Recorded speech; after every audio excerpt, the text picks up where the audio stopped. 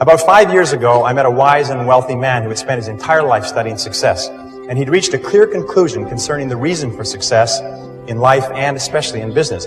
He's dead now, but I'll never forget what he told me, because I immediately recognized that he put the finger on my reason for success and yours, as we'll talk about in a minute. He said the key to success was to set a goal and then to stay with it until you achieve success in at least one important thing. He said that your subconscious mind will then accept that success experience and store it as a pattern, like a template. And then from then on, your subconscious will drive you and direct you and guide you to repeat the pattern of success in other things that you attempt. Another way of saying it is that nothing succeeds like success. Psychologists have demonstrated that achievement brings you a natural high. Once you've experienced your first great success, then not only are you unconsciously programmed to repeat it, but nothing else will ever give you the same wonderful sense of satisfaction. All high achievers know that. Anyway, I learned the truth of this idea many years ago when I first started traveling. I spent 8 years traveling around the world. And in many ways, a trip or a journey is a metaphor for life. My first big trip was that, and much, much more. It had such an enormous impact on me that I've never really gotten over it. My whole life has been different as a result of what I call the Sahara crossing. Let me tell you about it. When I was 18, 3 friends and I decided we'd go off and see the world. We were well out of high school, and we were laboring in sawmills on the West Coast. This is in 1963, and a lot of our friends were heading for Europe to travel around with backpacks. So we decided to do something different. Nobody else was going to Africa, so we decided we'd go to Africa. Of course, it never occurred to us to ask why it was that no one else was going to Africa. And that was our first mistake. After working and saving for a year, the 4 of us piled into an old 1946 Chevy and drove out of Vancouver, bound for Montreal, via Toronto. Actually, we just passed a couple of blocks from here on our way on that trip. It was late at night when we left. It was pouring rain. We were all 20 years old, and we were off to see the world. Anyway, I learned later that almost every great venture begins with an act of faith, like driving into the dark, into the unknown.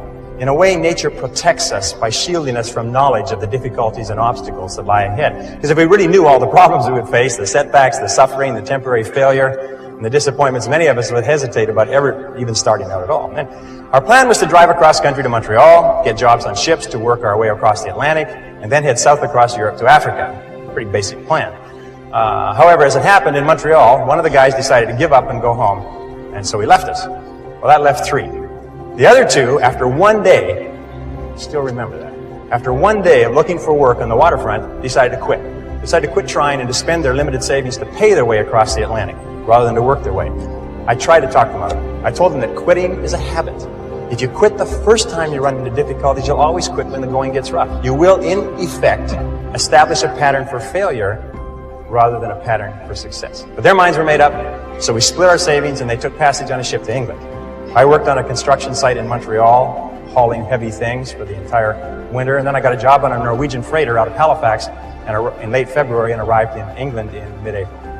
As I had predicted, my friends had quit and stayed in England working at odd jobs.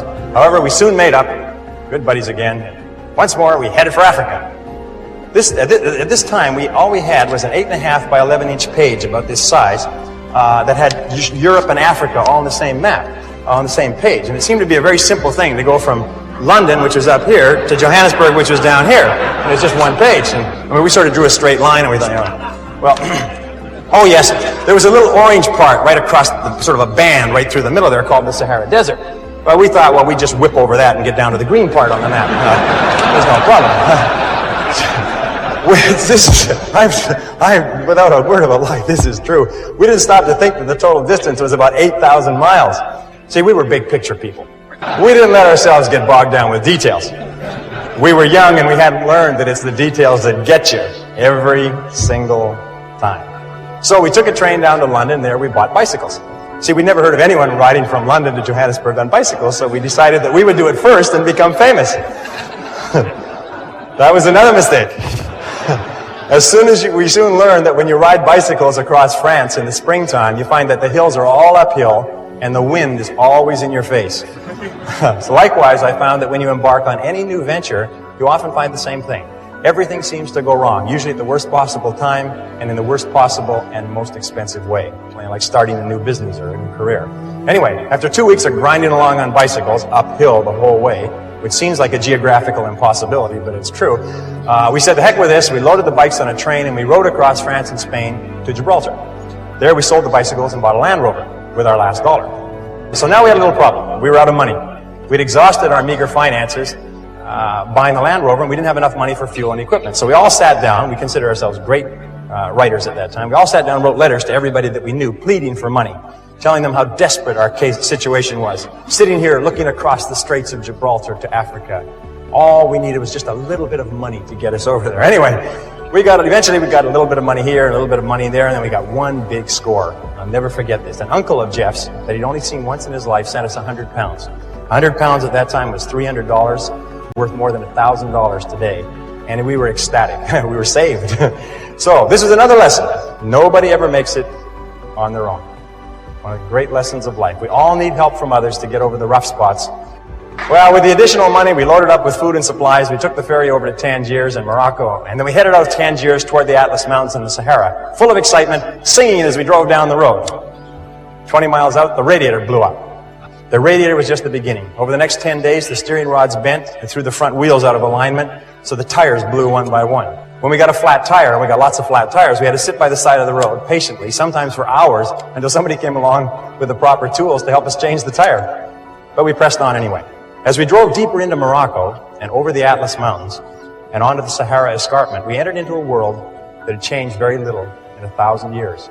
There were long, long stretches of barren country roads and an occasional oasis surrounded by primitive farms, which was irrigated from wells and underground rivers.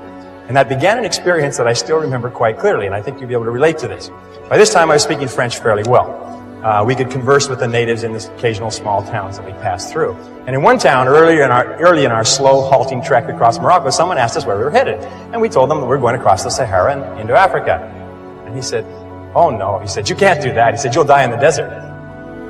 Well, I looked up my dictionary quickly because I didn't understand the expression. "Vous allez mourir dans le lust."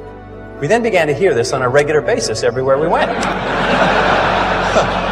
We'd stop in a small town, and people would bring their friends up to us and introduce us as the young men who were going off to die in the desert. Well, they seemed quite cheerful about it, but after a while, we found it kind of irritating. I mean, and by the way, these were not your average Arabs. These were Bedouin and Tuareg. These were desert people, members of tribes that lived in the Sahara for 1,000 years. I mean, they were in a position to know what they were talking about. And I learned a valuable lesson from this. I learned then, and for the rest of your life, whenever you try to do something out of the ordinary, people will line up to tell you that you can't do it, why you can't do it, that you'll lose your time, you'll lose your money, that you will, in effect, die in the desert. Even people who should know better will try to discourage you. To achieve anything greater worthwhile, you must train yourself to rise above these people, ignoring them and pressing on toward your goal regardless. Your time is your most valuable asset, and your ability to use your time, to spend your time well, largely determines your success and your income and everything that happens to you. And this brings us to what we call the law of forced efficiency. Now, the law of forced efficiency says there is never enough time to do everything, but there's always enough time to do the most important tasks. When you start to get under the gun, you have tremendous pressure. You have to have a job or task or project complete by a certain time. It's amazing how efficient you become. You become forced to be efficient. So the key in using the law of forced efficiency is to get really efficient before you run out of time. And the way you do it is you ask a couple of questions. One of the questions you ask is, what are my most valuable tasks? What are my most important tasks? What are the things that you do each day that are more important than anything else? Another question you can ask is, why am I on the payroll? What results have you been hired to accomplish? Of all the results that you can accomplish, what are the most important results that you could accomplish today? It's amazing. If you ask entrepreneurs how important are sales to your business, you know what they'll say? Oh, they're very important. Then if you follow entrepreneurs around for any period of time, one study showed that the average entrepreneur spends 11% of his time on sales and marketing. And the other 89% of the time is spent just doing busy work.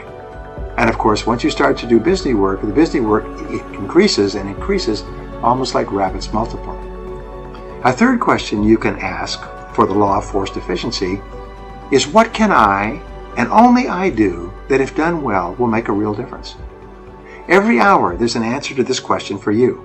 What can you and only you do that if done well will make a real difference?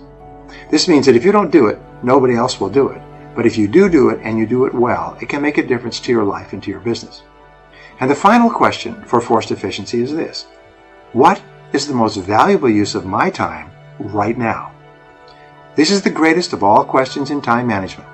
And all the books and tapes and courses and time management systems all come down to the answer to this question. What is the most valuable use of your time right now? Whatever your answer to that question is, minute by minute and hour by hour, be sure that you're working on that and not something else. And you become one of the most efficient people in your business.